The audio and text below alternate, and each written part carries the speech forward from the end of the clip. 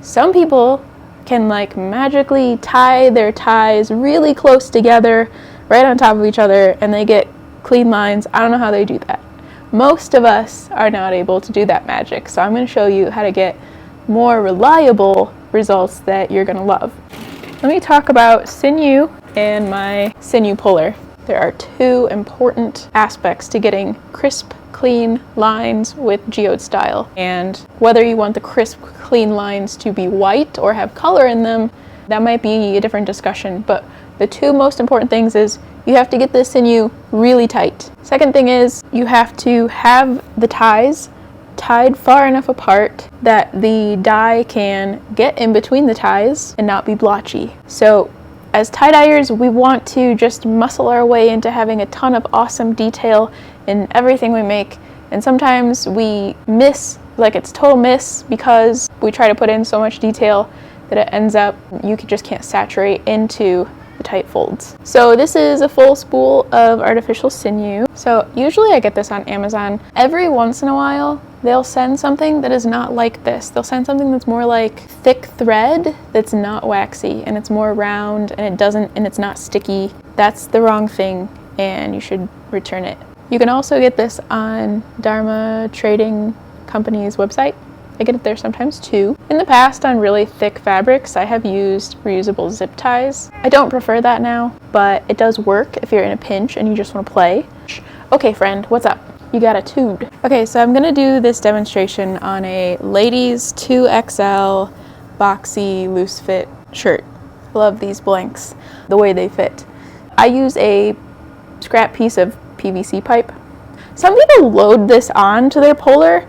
I don't do that because when you're pulling on the spool of sinew, it's going to be squishy. So you're not going to get as hard of a pull if it's squishing on itself. So I want to be able to pull it as tight as possible without breaking it.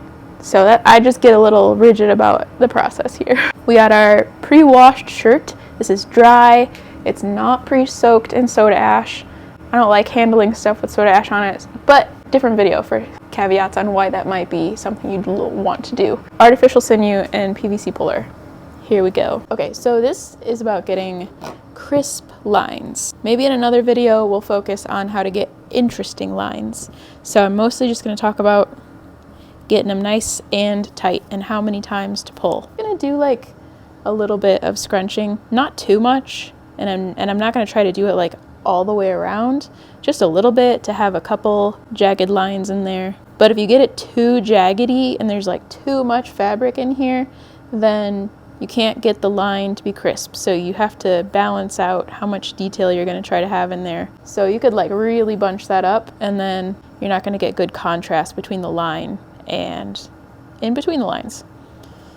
Okay, so that I feel like looks pretty good. I usually take this, I grab the end and then I toss this on the floor and it just rolls around while I do my thing. So on the first tie, just like anchor that on my fingers so that it won't slip out or slip off when I'm trying to tie this. Okay, so let's get this in view here. So I'm going to try to wrap this around the interesting parts that I folded, and I'm going to wrap it like 4 times and then I'm going to just give it a little tug, not enough to hurt my fingers. Don't be doing that because, you know, after you do 30 ties, if you're pulling too tight with just your fingers, it's really going to hurt. You'll probably get some blisters or something.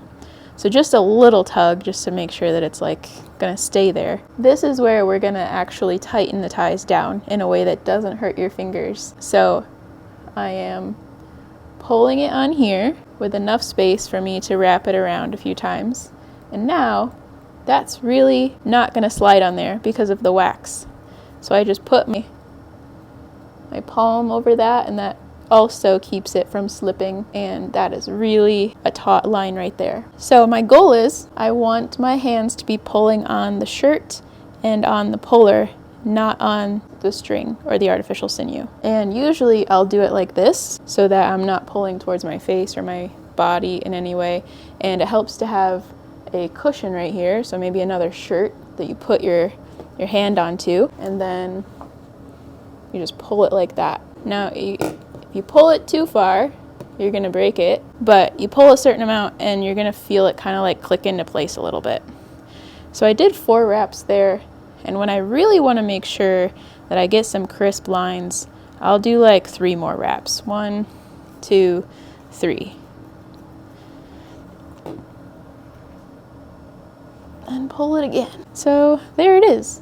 The reason I separate doing 4 and then 3 more, or you could do 3 and 3, is if you try to wrap 6 or 8 wraps all at once and then tighten it down, it's not really effective because it can't tighten down cleanly. It's just going to be a mess. So you might not even get it very tight at all. Like maybe 2 of the wraps will be tight. You know, there was a time when I just did an experiment and I just like wrapped it really fast and crazy. I just went as fast as I could, and it actually turned out really cool. I did that with the cold mist method, but I've never been able to replicate that, so I'm just showing you what normally works well for me. Okay, so here's where people sometimes get a little crazy with too much detail. They'll go like right next to the tie and want to do more ties. While that can look cool, I've had it turn out cool sometimes.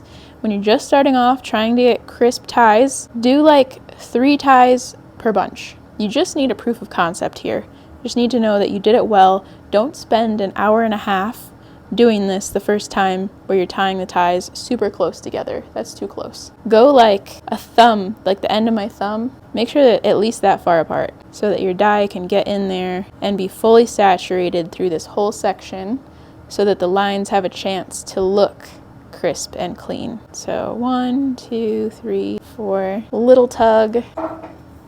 That looks pretty good. And then at the very end, bunch it up a little more. 1, 2, 3, 4. On these areas where there's not as much fabric, I don't think it's as important to do more wraps. 4 or 5 is probably enough. So there's the first tentacle. So we'll have 3 lines in there. I think odd numbers are best, so do 3 or 5. And then my other strategy when I'm doing geodes is I'll start at the back, then I'll do a shoulder, then I'll do the front, then I'll do a shoulder, and then I can try to position those 4 ties, because I consider those like the money spots. I want the shoulders and the front and the back to look the best. So when I go to dye this, I want to position those 4 bunches up so that the ice and the dye are hitting these areas first, because I think those areas always look the best. And then it's even. You've got it's good at the top of the shirt rather than accidentally just making the back really nice or just making the front really nice. So that's my strategy after a lot of trial and disappointment. I've actually never done geode style on these blanks, so hopefully what I do here ends up looking good. So I don't cut this between bunches. I just kind of like push it out of the way and then go on to the next one. 1, 2, 3, 4. I'm putting a little bit of tension on it while I'm wrapping it because I want it to wrap cleanly. I don't want like bits of sinew like going off in every direction as it's being pulled, because then it's not actually gonna be tight through all of those wraps. Maybe this would be a better angle. There we go. I need to get a shirt for this, or a piece of fleece. This makes it a lot easier because then your knuckles can like press into the fabric and slide across the table. So I'll put that there. And I'm gonna wrap this a few more times. There we go, that's a lot easier. Try to make it a little bit messy. 1, 2, 3, 4, 3. So after a while, you get into a bit of a rhythm. So I can see how the people who load the sinew onto the puller, they save a little bit of time not having to like anchor this each time, but I prefer not to have it wrapped on there. You can decide what you like. Maybe it'll be like way faster and you still get great results loading it on there, and that would be perfect as long as you're enjoying your process. That's what's important.